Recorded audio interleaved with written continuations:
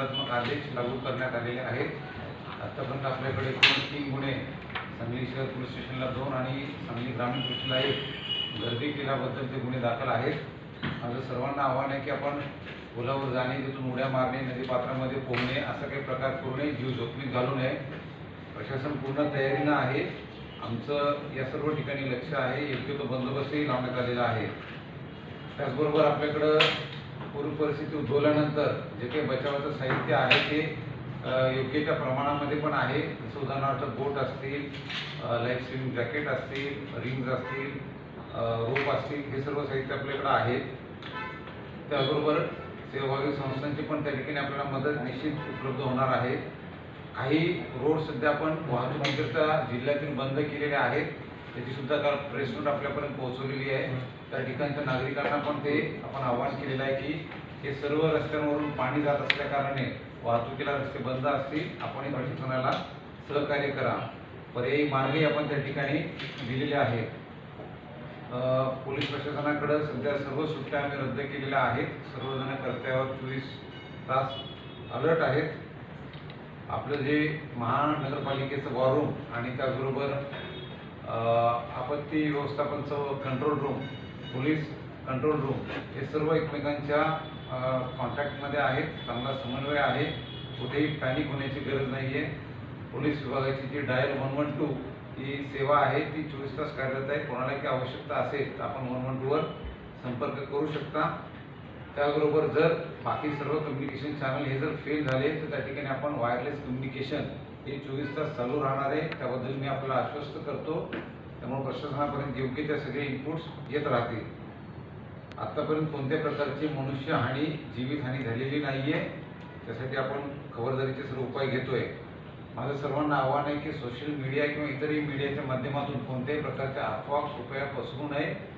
सध्या कर्नाटक बॉर्डरवरचं अलमट्टी धरण असेल, आपल्याकडचे बंधारे असतील, धरणं असतील, याच्यामधून योग्य तो पाण्याचा विसर्ग हा चालू आहे, जेणेकरून पूर परिस्थिती किंवा पाण्याचा फुगवटा त्या ठिकाणी तयार होणार नाही आहे। प्रशासन, सेवाभावी संस्था, नागरिक यांच्यामध्ये समन्वय चांगला आहे। जसं आताच कलेक्टर साहेबांनी सांगितले की आपण काही लोकांना स्थलांतरित केले आहे, त्यांची जनावरं पण आपण स्थलांतरित केलेली आहेत आणि त्यांची पण निवाऱ्याची, चाऱ्याची, जेवणाची सर्व व्यवस्था ही ठेवलेली आहे।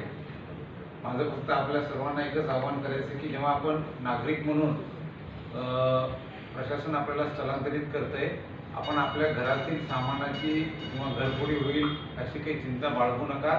त्याची सुरक्षा ही आमची जबाबदारी आहे। त्यासाठी पण पोलीस स्टेशनच्या सर्व स्टाफला योग्य त्या सूचना दिलेल्या आहेत, त्याप्रमाणे आपला स्टाफ हा डिप्लॉय केलेला आहे। प्रशासनाकडून जे येत्या पुढच्या 3-4 दिवसांमध्ये परिस्थिती राहील त्याबद्दल आपल्याला आवाहन करण्यात येतील, त्याला योग्य तो रिस्पॉन्स आपल्याकडून मिळावा एवढीच मी विनंती करतो। धन्यवाद। आज सकाळी आपल्याकडे ॲरविन फूड कटला 40 फीट जे आहे, 40 फूटचे जे इशारा पातळी आहे तिकडे पाणी आलेली आहे। तर आम्ही सगळे लोक सतर्क आहे की आपल्याला सर्वांना माहिती आहे कुठला फुटापर्यंत कुठे कुठे पाणी येतं, सगळे सर्वांना माहिती आहे। त्याप्रमाणे आमच्याकडनं महानगरपालिका यंत्रणा आणि जिल्हा यंत्रणाकडनं लोकांना स्थलांतरित करण्याचे काम सुरू आहे। परंतु मी एक गोष्ट सर्वांना सांगू इच्छितो की सर्व प्रकारच्या सांगलीमध्ये सध्या पूरची परिस्थिती टोटली कंट्रोलमध्ये आहे, कुठलाही अडचणी नाही आहे। परंतु आम्ही सगळं यंत्रणा सतर्क आहे आणि आम्ही डबल अलर्ट आहे। आपल्याला मदतीसाठी सुद्धा आपण एक्सपर्टीज हेल्प म्हणून आमच्याकडनं NDRFकडून सुद्धा एक पथक आपल्याकडे तैनात झालेले आहे आणि त्याचबरोबर इंडियन आर्मीचं सुद्धा एक 100 जवानांचा टीमसुद्धा आपल्याकडे पोहोचण्यात आलेली आहे। सगळ्यांच्या मदतीने आपण सध्या सर्व ठिकाणचा पाहणी आणि त्यांचे ट्रेनिंग आणि मॉक ड्रिल्स घेतो आहे। सध्या कुठलाही प्रकारचा अडचण नाही आहे, कम्फर्टेबल पोझिशनमध्ये आहे। आता येणाऱ्या दिवसामध्ये थोडा पाणीच्या पातळी वाढण्याची शक्यता आहे, असल्यामुळे आम्ही सर्व नागरिकांना सतर्क राहण्यासाठी सूचना देतो आहे आणि फक्त प्रशासनाकडनं जारी करणाऱ्या सूचनावरच विश्वास करण्यात यावा आणि कुठलाही अफवावरती विश्वास करू नये। आणि जेव्हा प्रशासनाकडनं स्थलांतरित करण्याचा विनंती घेऊन आला असेल तर कृपा करून त्याचं पालन करावा आणि त्यांना स्थलांतरित करण्यामध्ये मदत करावा आणि आपण सहकार्य करावं। त्याचबरोबर आपल्याला जे नदीमध्ये, बंधारामधले आणि पुलाच्या खाली पाण्याच्या पातळी वाढल्या असल्यामुळे तर कुठलाही अनुचित घटना किंवा दुर्घटना घडू नये म्हणून आम्ही प्रतिबंधक आदेश आपण काढण्यात आलेली आहे। तर त्याच्या संदर्भातला कोणीही त्याच्या पूल असेल, नदी असेल, बंधारा असेल त्याच्या आजूबाजूला विनाकारण फिरण्यास मनाई आहे। जर असा फिरल्यास त्यांच्यावरती कारवाई करतो आणि त्याच्या संदर्भात पोलीस विभागाकडनं सुद्धा काल एक 3 गुन्हा पण दाखल करण्यात आलेली आहे की विनाकारण फिरणाऱ्या लोकांवरती. कारण पाणी खूप धोकादायक आहे, तर कोणीही पाणीच्या जवळ जाऊ नये आणि तुम्हाला कुठलाही मदत पाहिजे असेल तर महानगरपालिका आणि जिल्हाधिकारी कार्यालयामधला कंट्रोल रूम्स आहे, तिथे फोन करून तुम्ही मदत मागू शकतात. आणि as a extra precautionary major म्हणून उद्या, काल आणि आजचा सर्व मिरज तालुकाच्या मतलब इन्क्लुडिंग महानगरपालिका क्षेत्र, पलूस तालुका, वालवा तालुका आणि शिराला तालुका, हा 4ही तालुक्यामधला सर्व शाळा, महाविद्यालय आणि अंगणवाडीला सर्व प्रकारच्या स्थापनाला सुट्टी पण जाहीर करण्यात आलेली आहे. सध्या आपण पूरची परिस्थिती आपण मॉनिटर करतो आहे. टोटली अंडर कंट्रोल आहे. कोणी पॅनिक होऊ नये आणि कोणी घाबरू नये. फक्त सतर्क राहावं आणि प्रशासनाचा सहकार्य करावं. इंडियन आर्मी येण्यासारखी अशी परिस्थिती उद्भवण्याची शक्यता आहे का? आता हे आपण आत्ताच सांगू शकत नाही, कारण आपण कुठलाही डिझास्टरमध्ये सर्व प्रकारच्या प्रिपेअर करून राहणे अपेक्षित आहे.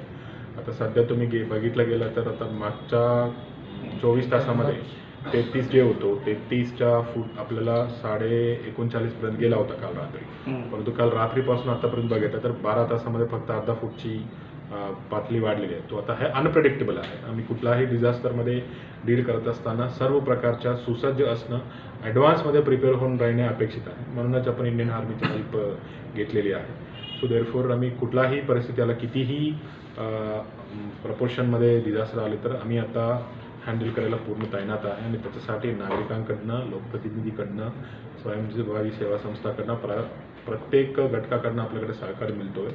हा सहकार असंच कंटिन्यू करावा आणि जेव्हा जेव्हा मदत लागत असेल आपण नक्की आपली मदत घेऊ आणि आपण प्रशासनाच्या सोबत टचमध्ये राहावं आणि सर्वांनी सतर्क राहावं. किती लोकांना स्थलांतर करण्यात आलेले? जवळपास आता महानगरपालिका आणि त्याच्यानंतर ग्रामीण भाग मिळून जवळपास 915 लोकांना स्थलांतरित करण्यात आलेली आहेत. अराऊंड 4100 लोक आहेत. त्याच्यापैकी जवळपास 90 ते 95% लोक आपला स्वतःचा दुसरा नातेवाईकांकडे किंवा दुसरी ठिकाणीकडे त्यांनी स्वतःहून गेलेली आहे. आपल्याकडे फक्त एक 500-600 लोक आमच्याकडे आहे. त्या सगळ्यांच्या जेवणाच्या, राहण्याच्या व्यवस्थासुद्धा आपण करतो आहे. त्याचबरोबर आपल्याकडे जनावरांचं देखील बघितलं गेलं तर जवळपास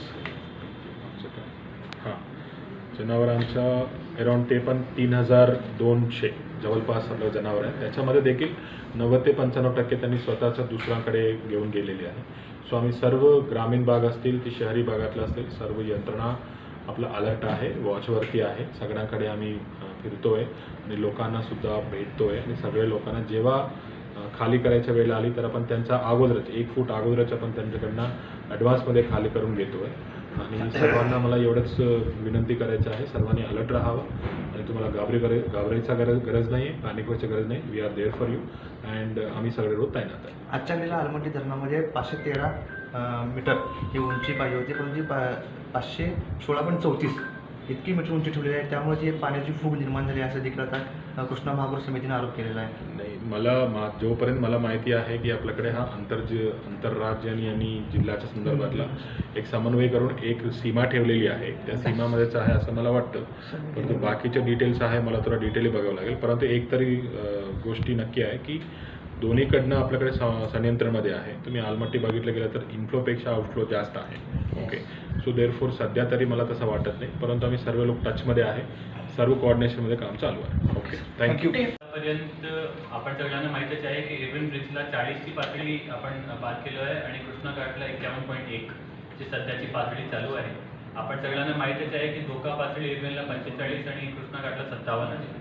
त्याप्रमाणे आपण सर्व तयारी करण्याचा प्रयत्न करतो आहे. महापूर सांगली मी 3 वेळे बघितला आहे आणि आता पण कुठलीही जास्त तयारी होत नाही. तर आपत्ती व्यवस्थापनमध्ये आपण असं सांगू शकत नाही की आता पाऊस कमी झाला तर तयारी नाही करायची किंवा आपल्याला सतर्क नाही राहायचे. तरी आपल्याला घाबरायचं नसेल तरी पण आपण आपल्या सगळ्यांना सतर्क राहण्याची खूप जास्त गरज आहे.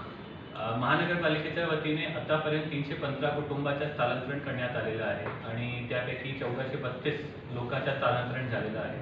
त्यामध्ये आपण जे कार्यपद्धती फॉलो करतो आहे, आपण जिथे जिथे आपला इन्स्टिट्यूशनल मेमरीप्रमाणे जिथे जिथे आपल्याला माहीत आहे की पाणी जेव्हा येणार आहे त्याच्या 2 फूट अगोदर आपण त्या सर्व कुटुंबाचं स्थलांतरण करतो आहे, जेणेकरून आपल्याला खूप इनफ टाईम आपल्याला मिळतो आहे त्याचं स्थलांतरण करण्यासाठी आणि कुठल्याही प्रकारची घाई न करताना आपल्याला त्याच्या चांगली पद्धतीने स्थलांतरण करता येत आहे. त्याच्या जेवणाची, राहण्याची, जनावरांची, त्याच्या चाऱ्याची, औषधाची, डॉक्टरची तपासणी, सगळे तपासणी आपण करून घेतोय. गरोदर महिला आणि 5 वयोगटात कमीचे मुलांची विशेष काळजी आपण करून घेतोय. आपला जे दोन्ही शहरामध्ये मिरज आणि सांगलीमधले जिथे जिथे पाणी आलं आहे त्या कारणामुळे आपले 2 महत्त्वाचे श्मशान घाट बंद झालेले आहे. पण त्यामध्ये पर्याय व्यवस्था म्हणून मिरजेत पंढरपूर रोडला आपण एक श्मशान घाट चालू केलेला आहे आणि सांगली आणि कुपवाडसाठी मिळून कुपवाडला जे श्मशान घाट आहेत तिकडे सर्व व्यवस्था करण्यात आलेली आहे. त्यासाठी पुरेशा प्रमाणात जे लागणारं साहित्य आहे त्यासाठी 20-20 दिवसाच्या साहित्य तिकडे ऑलरेडी उपलब्ध करून देण्यात आलेलं आहे. तर आपल्याला कुठल्याही प्रकारची पूरवस्था आली तरी साहित्य आणि अंतिम संस्कारामध्ये लागणाऱ्या कुठल्याही वस्तूची कमतरता आपल्याला पडणार नाही. त्या व्यतिरिक्त आपण महानगरपालिकेच्या वतीने 12 नंबर सांगलीत 12 नंबर आणि 14 नंबर वॉर्ड सर्वात जास्त प्रमाणात इफेक्ट होतो. तर तिकडे पुढच्या 1 दिवसामध्ये संभाव्य पूर परिस्थितीच्या विचारात घेता तिकडे एक वेगळ्याने कॅम्प ऑफिस आपण सुरू करण्याचं नियोजन करणार आहोत, जेणेकरून नागरिकांना प्रत्येक वेळी आपला हेड ऑफिसला येण्याची गरज नाही किंवा तिकडे स्थानिक पातळीवर त्यांना सगळी माहिती आणि नियोजन सुद्धा आमच्याकडनं करण्यात येणार आहे. आपण सगळ्यांना माहितीच आहे की महानगरपालिकेच्या कंट्रोल रूम जिथे आपण सगळे बसलेलो आहोत तिकडे आणि प्रत्येक प्रभागात एक जागेवर 24 तास कंट्रोल रूम चालू आहे. प्रत्येक जागेवर 2 ते 3 फोन नंबर चालू आहे आणि 24 तास आमचे लोक बसले आहेत. कंप्लेंट्स येत आहे, माहिती विचारायला लोकांना फोन येत आहे आणि सगळी माहिती रीतसर त्यांना पब्लिश करण्यात येत आहे. त्या व्यतिरिक्त परत जसं SP साहेबांनी आणि कलेक्टर साहेबांनी सांगितलंच की आपण सगळ्यांना भीती वाटण्याची कुठल्याही प्रकारची गरज नाही आहे. प्रशासन पूर्णपणे सज्ज आहे. आपण कुठलीही प्रकारची अवस्था आली तरी पण आपण तयार आहोत. सगळ्याचे कोऑर्डिनेशन एकदम चांगलं आहे. तरी पण नागरिकांना स्वतःची काळजी करणे अतिशय महत्त्वाचे आहे. तरी माझ्या पण आव्हान सगळ्या नागरिकांना राहील की जसे जसे महानगरपालिका आणि जिल्हा प्रशासनाच्या वतीने सूचना देण्यात येत आहे त्याचे काटेकोरपणाने त्याला पालन करावं आणि आमचं सहकार्य करावं. जय हिंद, जय महाराष्ट्र.